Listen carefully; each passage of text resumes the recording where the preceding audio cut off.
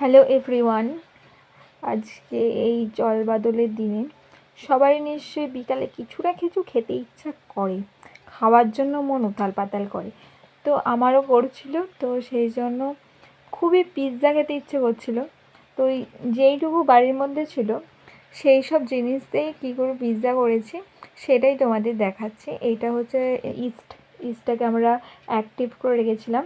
কী করে অ্যাক্টিভ করতে হয় তোমরা যদি না জানো, অনেকেই জানো না জানো তাহলে আমাকে বলবে, সেটা নিয়ে আমি একটা আলাদা ভিডিও করে দেখাবো তোমাদের। আর ইস্ট আর চিজটাও আমি বাড়িতেই তৈরি করেছি। কী করে বাড়ির উপকরণ দিয়ে চিজ তৈরি করতে হয় সেটাও তোমরা আমাকে বলতে পারো, আমি তাহলে তারও একটা ভিডিও তোমাদের দেখাবো, নিয়ে আসার চেষ্টা করব। আর এই ইস্টটা দিয়ে আমি প্রথমে ময়দাটাকে মেখে নিলাম, মেখে নিয়ে ঢাকা দিয়ে রেখে দিয়েছিলাম। তারপর এরকম রুটির মতো করে একটু ব্যাটারটা, ওই রুটিটা একটু মোটা রাখবে। আর আমি একটা জিনিস দিইনি, সেটা তোমরা কিন্তু দিও, আমি ওই ময়দার সাথে দই মিক্সড করে মাখতে হবে, আর কোনো জল ব্যবহার করা চলবে না। তারপর ওটাকে চাপা দিয়ে কিছুক্ষণ আধ ঘন্টা বা 1 ঘন্টার মতো রেখে দেবে। তারপর এরকম রুটিটা বেলে নেবে, বেলে নেওয়ার পর একটু মোটা করে বেলবা। বেলে নেওয়ার পর এরকম পিৎজা পাস্তার প্রথমে ফুটো করবে, যত রাগ থাকবে সেই রাগ একবারে ওই রুটির মধ্যে ঝেড়ে ফুটো করতে লেগে যাবে। ফুটো করে তারপরে এতে দেবে পিৎজা পাস্তার সস আর বেবি কর্ন।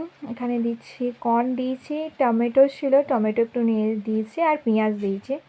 আর আমি এটা চিকেনের করেছিলাম, আর একটা ছিল পনির আর চিকেন একসাথে ছিল।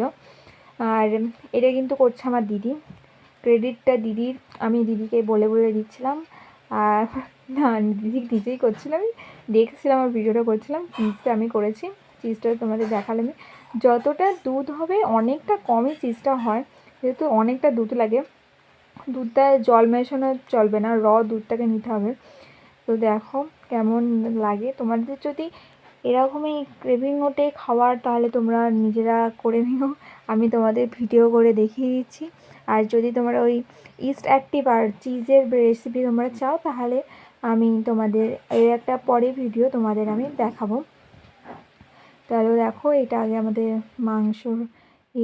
মাংসটা দিয়ে করে নিচ্ছে। আর এটা আমরা কোনো মাইক্রো ওভেনে করছি না, এটা ঘরোয়া পদ্ধতিতে। প্রথমে একটা কড়াই আমরা কোনো নুন দিইনি, শুধুই কড়াইটা দিয়েছিলাম। আর উপরে একটা হাতের হাঁড়ি বসানো যেগুলো হয় সেটার উপর আমরা এইটা একটা থালার মধ্যে দিয়ে বসিয়েছিলাম। তো এর দেখো, তারপর আমাদের এখানে অরিগ্যানো আর চিলি ফ্লেক্স দিচ্ছে, আর ওখানে উপরে চিজ দেওয়া হচ্ছে, যেটা হোমমেড চিজ আমরা করেছি। আর যেই থালাটার মধ্যে বসাবে সেই থালাটা একটু আগে বাটার লাগিয়ে নেবে। বাটারটা লাগিয়ে নিলে তুমি যদি যতটা বেশি বাটার লাগাবে, তাহলে এই আমাদের পিৎজাদের ওই ইয়েটা, যে আমরা পিৎজাটা আমাদের একটু লেগে যাবে না। আর এই রইল আমাদের দুটো পিৎজা। কেমন লাগলো সবাই বলবে, আর দেখার জন্য ধন্যবাদ।